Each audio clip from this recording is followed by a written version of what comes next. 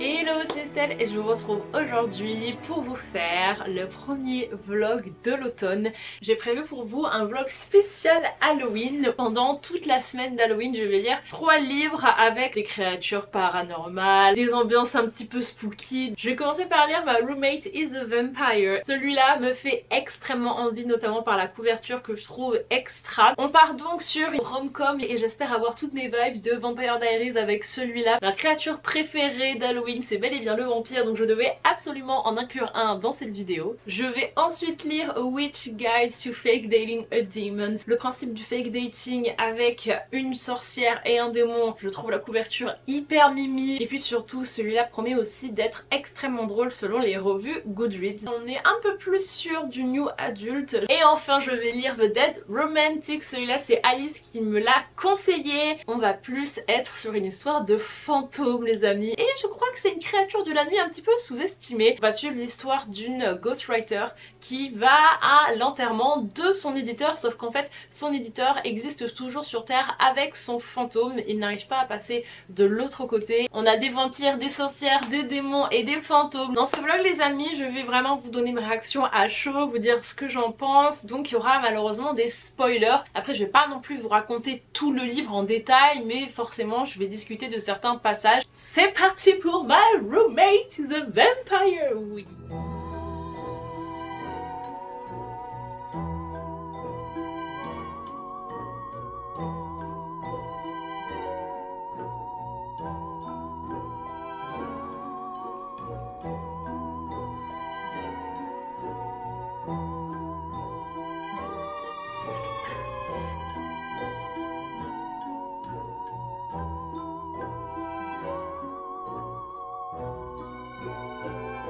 Je vais m'arrêter ici pour ce soir, je suis à 12% et les gars, je suis déjà in love. Les vibes sont parfaites, l'humour est là, la romance promet d'être incroyable et surtout le bail de vampire est trop bien. Je sens que ça va être exactement le type de livre un petit peu barré. C'est un petit peu comme si vous preniez Dorian de Villa Emilia et que vous le mettiez dans une romance new adulte. Je vais me coucher et demain on continue, mais je suis super hypée.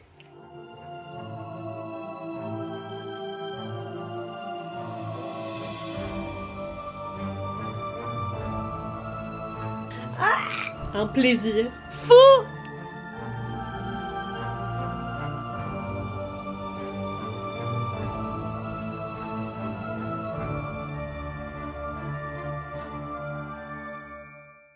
Je suis à 50% de My Roommate is a Vampire. Du coup, je vais vous faire un petit update pendant que je me prépare une petite infusion pour ce soir. Pour le moment, les gars, j'adore. C'est des vibes qui, d'habitude, ne se retrouvent pas ensemble. C'est-à-dire qu'on a une romance contemporaine, l'humour, le côté familier un petit peu qui va avec, et le côté un petit peu sexy. On a le personnage de Frédéric, qui est donc le vampire. Il parle du coup avec le langage des années 1800, il s'habille avec des tenues de 1800, il a des expressions, une manière de se tenir. Ce fameux Frédéric, il a été empoisonné par un de ses potes sans faire exprès. Il a été dans une espèce de coma pendant 200 ans et du coup il n'a pas été vraiment en vie depuis les années 1800, ce qui fait qu'il se retrouve complètement paumé. Il recherche quelqu'un qui pourrait lui apprendre un petit peu comment s'adapter à la vie aujourd'hui. Il a mis une annonce sur eBay pour loger chez lui, sauf qu'il a mis l'annonce à 200 € par mois. Donc forcément on se dit what the fuck. On a le personnage de l'autre côté de Cassie, n'a pas d'argent, du coup elle se dit bon vas-y je vais voir, on sait jamais. Your tea is ready my lord. Elle visite l'appartement et elle se dit ok, le mec il est un petit peu chelou dans la fanbase des années 1800, et se dit bon ok je vais le laisser dans son délire. Et j'ai adoré que elle n'ait pas poussé le truc en mode putain il y a un truc chelou, c'est un vampire, genre non. Au début elle est en mode ok il est dans son délire, je respecte. Sauf que là elle commence à lui dire mademoiselle Cassie, donc je dors toute la journée, il ne faut surtout pas me réveiller, on ne communiquera que par note qu'on laissera sur la table de la salle à manger. On a un superbe échange du coup de messages par écrit qui sont vraiment hilarants. Du coup Cassie elle rentre dans son jeu et elle en fait c'est une artiste, elle dessine et du coup elle lui fait à chaque fois des petits dessins jusqu'au moment où Cassie un jour elle ouvre le frigo et elle tombe sur les poches de sang. C'était pas du tout prévu en fait qu'elles soient rangées là. J'adore les histoires avec double élément déclencheur. Je me suis rendu compte que ça faisait une espèce de dynamique avec un rebond. Premier élément déclencheur, elle l'emménage et là déjà t'es bien en haleine. Et là deuxième élément déclencheur, putain il y a la révélation, c'est un vampire. Et vroom, ça remonte en fait l'histoire d'un cran. Il lui dit putain les Cassie, je suis un vampire, sorry. Ben forcément au début elle est en panique, elle lui laisse une petite note et tout pour s'excuser. Et elle réfléchit et elle est en mode ok,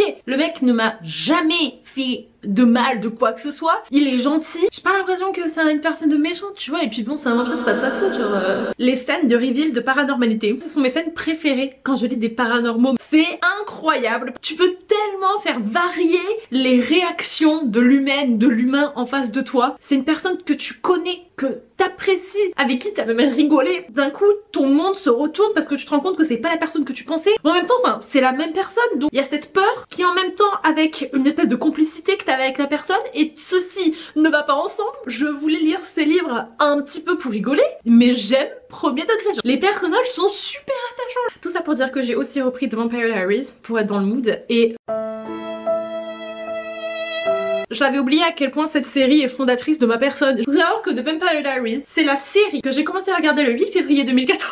The rendez-vous de la semaine avec ma meilleure amie. Nous sommes allés jusqu'à apprendre le nom des acteurs, de tous les acteurs de la série par cœur, des scènes par cœur. J'ai un carnet où j'ai référencé tout ce qui se passe dans chaque épisode jusqu'à la saison 5.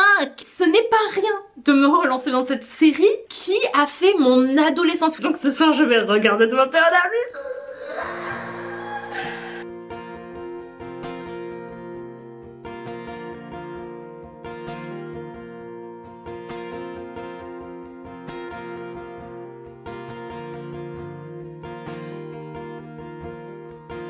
Walking Scott Street feeling like a stranger,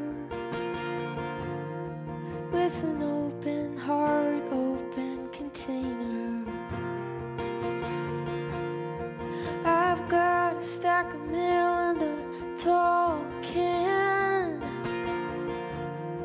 It's a shower beer, it's a payment plan.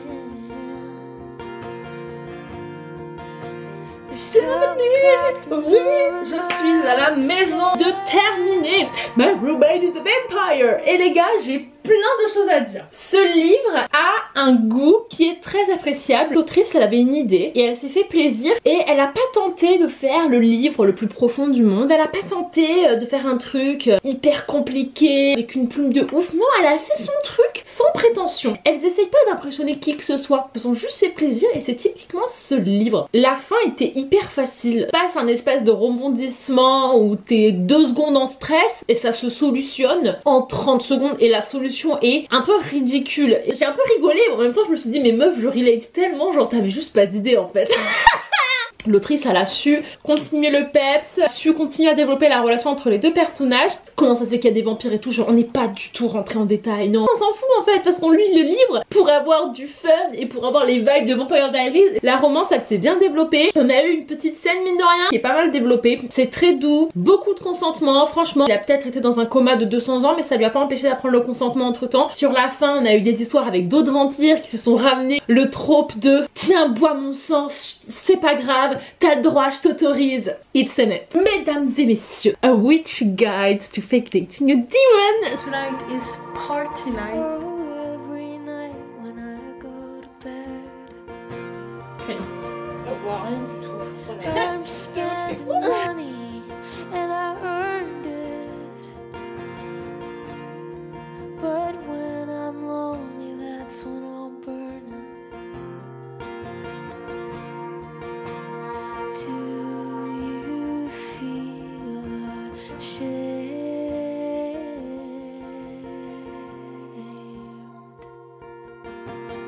when you hear my name?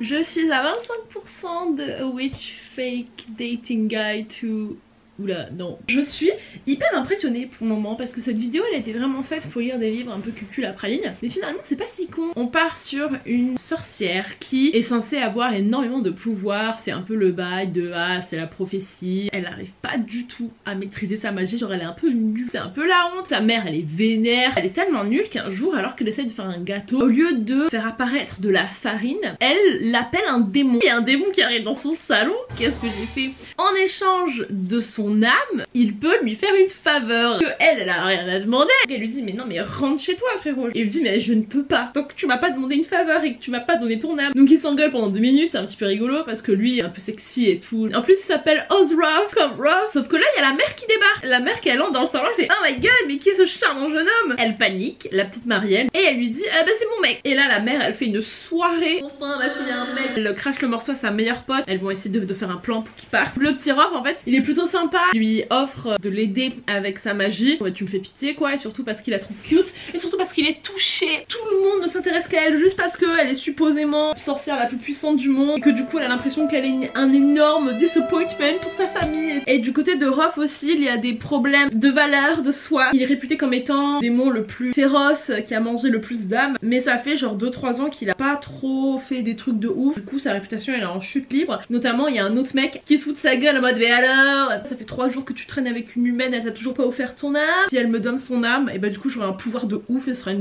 giga fierté. Il a aussi ses propres objectifs personnels. J'aime beaucoup en fait qu'ils aient créé une espèce de ville de sorcières aux États-Unis et tout en fait est remixé façon witch. Ils ont pas Instagram, ils ont Pixtagram, ils ont même une application de rencontre de sorcières qui s'appelle Bumbelina. Et les amis, il faut que je vous avoue, j'ai fait un truc qui rapproche un peu plus de l'enfer. J'ai acheté une manette pour passer les pages sans avoir à toucher ma Kindle. Comme ça je peux être dans mon lit comme ça et je peux passer les pages sans avoir à sortir ma main. Donc voilà, c'est vraiment un week-end très très slow. Allez, je vous laisse, je vais continuer.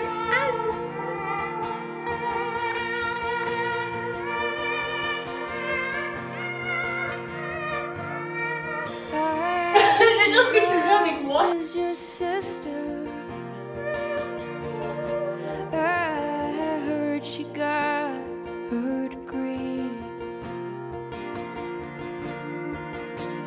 I said that makes me feel old. You're right. I'm a horrible monster with no compassion. Fine. Here's my proposal deal. If you give me your soul, I'll give you a fucking backbone. C'est très très cool. Drums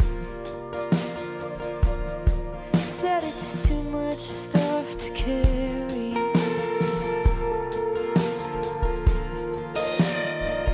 And what about the band? Il est 19h et je vais lire. Et c'est pas honteux.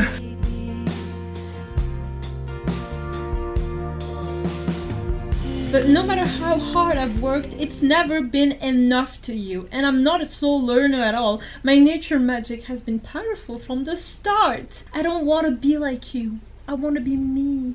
Me. Marielle, you know we love you. Do I? Love is supporting someone, lifting them up, not tearing them down, loving them as they are, not how you want them to be. Haha! Oz has shown me more love in a few weeks than I felt in years from my own parents. Why you're attacking us like this after all we've done for you? The expense alone, money isn't love. La représentation de la manipulation de la part de la mère est assez représentative. C'est un petit peu mis en scène tout ça, mais c'est quand même sympatoche. I won't be coming to Sunday dinners anymore. Bla bla bla bla bla. J'aime. Ah, ils ont capté que c'est un démon. Oh là là. Ce livre a quand même une espèce de faculté à dire les termes de manière très précise sur des problématiques très contemporaines et très humaines, tout en parlant de démons et de sorcières. J'adore Marielle parce que à la page 12, Oz il a commencé à lui dire un truc en mode non mais je sens que toi tu as le genre de meuf, et elle lui a dit parle pas à ma place, est-ce que tu veux rester là? Toi, parle de toi, exprime-toi avec un jeu. Communication non violente quoi. Vous imaginez pas le nombre de livres qui auraient pu se terminer là tout de suite. Des romances contemporaines sont pas capables de faire des trucs comme ça. Ça me fait trop rire, mais en même temps c'est pas drôle, vous voyez. Je suis contente qu'on ait eu cette discussion. Là je suis à 70% et je vous avoue que depuis les 50% il se passe un petit peu rien. Donc,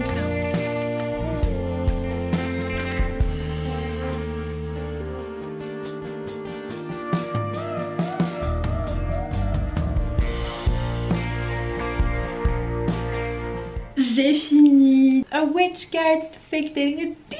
Et je lui ai donné comme note finale 3,5 étoiles sur 5. Clairement j'ai passé un super moment, clairement ça m'a fait beaucoup rire, clairement j'ai trouvé le personnage très attachant. Il y a eu quand même un bon creux au 50% jusqu'au 78% où c'était un petit peu trop gnangnan, les deux ils étaient ensemble, ils étaient toujours en train de se choper. Puis il y a eu une espèce de petite crisounette, un petit peu too much à mes yeux. Marielle est passée du tout rien très vite, et puis il faut quand même se le dire que le Insta Love était quand même très présent. Le Oz the Ruthless, il est tombé amoureux plutôt facilement et il lui a dit qu'il était prêt à abandonner son métier de démon pour vivre toute la vie avec elle. Good for you. On sent quand même qu'on est dans une romance qui se veut un petit peu cute. On est surtout là pour faire de la lecture plaisir et de la lecture purement entertainment. C'est 100% valide, je tiens à le dire. But point bonus énorme pour la super belle communication entre Marielle et Oz, à part la crisounette. Ça n'a pas été un coup de cœur, mais écoutez, j'ai passé un bon moment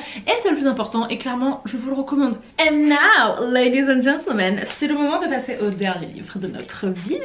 Il s'agit de The Dead Romantics. On va parler d'écriture, on va parler d'âmes qui restent coincées sur terre et qu'il faut laisser passer. C'est très symbolique que je lise ce livre là tout de suite. I hope I'm not gonna cry. Ta-da!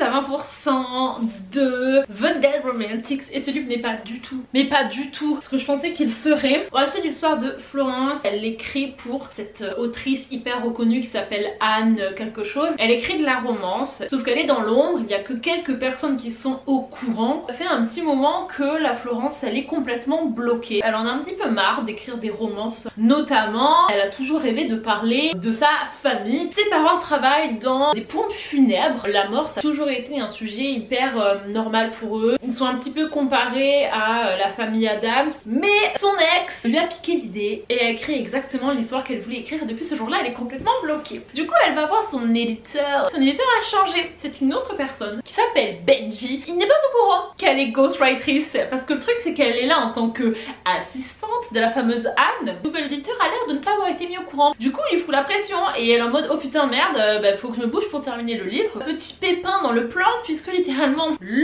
lendemain elle reçoit un coup de fil lui disant que son père vient de décéder. Élément déclencheur numéro 2, elle voit le fantôme de Benji, son éditeur, ce qui veut dire que Benji est aussi décédé. Petit twist, c'est que Florence peut voir les fantômes depuis qu'elle est toute petite et ça c'est son grand secret. De 1, j'ai commencé cette vidéo avec 2 livres qui se voulaient un petit peu comédie avec une ambiance très cosy. That is not the deal. Ce livre là de 1, la plume est beaucoup plus complexe, beaucoup plus travaillée. On a des personnages qui sont beaucoup plus profonds, le ton est beaucoup plus sérieux. Un autre style clairement, et écoutez why not, hein, moi je suis carrément ouverte à cette proposition qui est d'ailleurs une belle proposition. Je n'ai absolument aucune idée de où ce livre nous emmène. Je trouve que le prémisse est un petit peu wahou parce qu'en même temps le papa est mort, en même temps l'éditeur est mort. Clairement hier j'étais pas bien du tout, je ne savais pas moi qu'il y avait une histoire de dead daddy. Très ironique pour ça si jamais c'est un sujet qui vous touche. Je suis extrêmement curieuse parce que je comprends pas trop dans quelle direction elle prend l'histoire et à ce qui paraît c'est son point fort, c'est que ce livre a une intrigue qui est ficelée d'une manière dont on s'y attend pas du tout, notamment par rapport à la romance parce que du coup on a bien capté que c'était entre son éditeur et elle. La deuxième raison pour laquelle je vous fais cette update aujourd'hui, c'est à cause de ces 2 petits trucs. C'est mon nouveau joujou préféré. Je l'ai vu sur une vidéo de Whitney. Télécommande pour passer les pages comme ça. Et j'ai mis le truc ici et vous allez voir en live. Je suppose qu'il faut appuyer sur le bouton du milieu.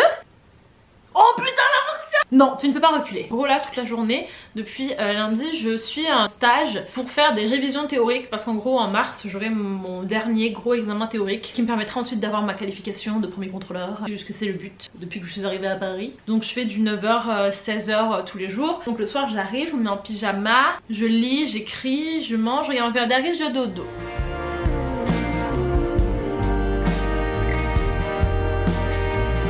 Turn the lights on. What kind of person makes his fiancée resort to someone else for love and affection? Ben, it was not your fault. You can't control what other people do. Her cheating was her choice. She should have communicated with you. Yes, she should. Relationships aren't perfect all the time. I'm sorry, but your fiancée was a dumbass. She made a mistake. That was her choice. Débat intéressant. Tu n'es pas tout noir et tout noir.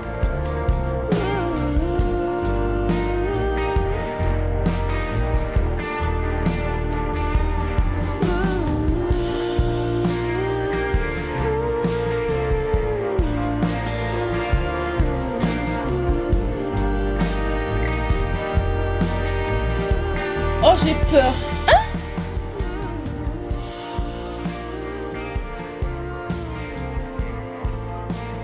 Ah! Oh non, non.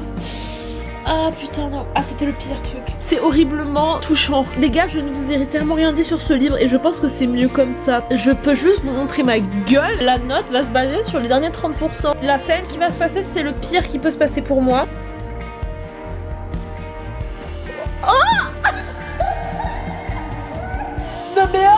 Stop! Stop! Abort mission! No, no, no, no, no, no, no! Oh! Ah, mais si, l'avion, c'est le transport en commun le plus safe de France. Allez! Oh, mais nique! Oh non! Ah non, pas le con, hein! Non, le con, dégage! Dégage le vis ce moment! Défonce-le! Tu le Meuf! Donc là, vous êtes en train de me dire qu'on en est au 4ème plot twist. Mais qu'est-ce que c'est que cette merde? Attends! Si ça se trouve, il ne s'en rappelle pas. Oh, en fait, juste, cette autrice est une génie! C'est le nom du livre! Le dernier chapitre! J'ai peur, ma mère. Mais ah! Non! Je suis dans un déni. Non. Mais quoi? Ils sont tous les deux là à se parler avec des phrases ambiguës, mais que quelqu'un parle. Ah! Adi Larue, coup de 9h. 20 sur 20. La morale de l'histoire, c'est que c'est incroyablement bien. Et ce livre vient de gagner une étoile. Pour en final en faire 5.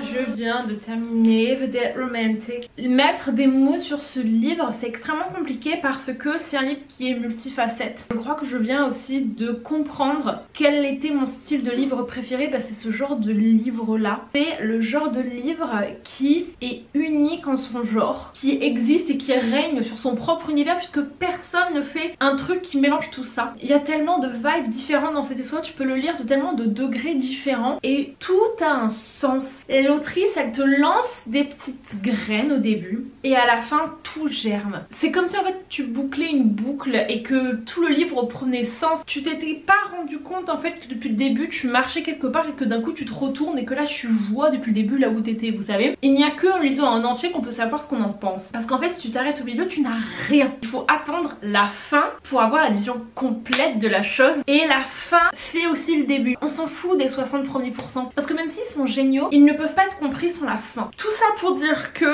c'est un coup de cœur et ce n'était pas du tout ce à quoi je m'attendais. On présente vachement ce livre comme une romance très mimi d'Halloween avec un fantôme et le fantôme il est plutôt hot. J'ai lu ce livre comme un contemporain adulte basé sur la notion du deuil dans un cadre paranormal puisque on parle de fantômes. Chaque personne en fait va le voir d'une différente manière selon quel cas ça touche. On a littéralement le personnage de Florence qui a en fait ce livre qu'elle a eu envie d'écrire toute sa vie mais qu'elle a jamais pu l'écrire et en fait on a fini par lui voler. On a aussi la notion de est-ce qu'on croit toujours en l'amour? Est-ce que la romance existe encore? Là vous devez vous dire mais MDR quoi, ce livre parle de tout ça? Oui, et en même temps ça parle de famille. Aussi fucked up que ta famille peut être, ça reste ta famille et on s'aime et que de l'extérieur les gens peuvent trouver hyper bizarre et tout. C'est vraiment la famille Addams quoi, il n'y a pas de tabou autour de la mort. Les petites filles c'était elles qui faisaient le maquillage des cadavres quoi. Et en même temps on te sort une histoire d'amour hyper belle qui est aussi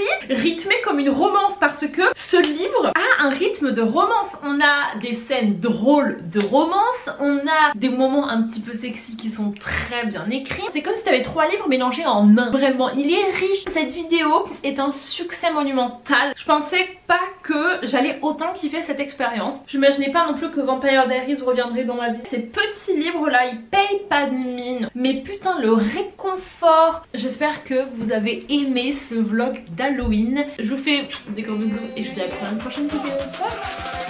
Bye.